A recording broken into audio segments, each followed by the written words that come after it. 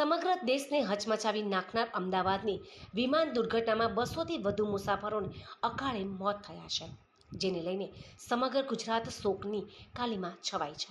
મૃતકોની આત્માને તેમાં સદગતિ પ્રાપ્ત થાય તે માટેના કાર્યક્રમો ઠેર ઠેર યોજાઈ રહ્યા છે।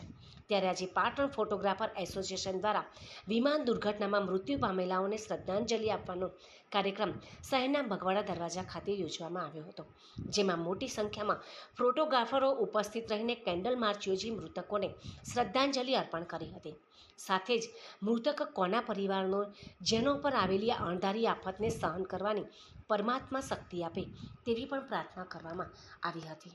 ગુજરાતના ઘર ઓગણે જે દુઃખદ ઘટના બની વિમાન અકસ્માતની એ શ્રદ્ધાંજલિ સ્વરૂપે બે શબ્દો કહેતો જાઓ। कोई आता है कोई जाता है, कैसा है जिंदगी का सफर। कोई रोता है कोई हंसता है, कैसा है जिंदगी का सफर। बाप से बेटा बिछड़ता है तो कभी बेटे से बाप।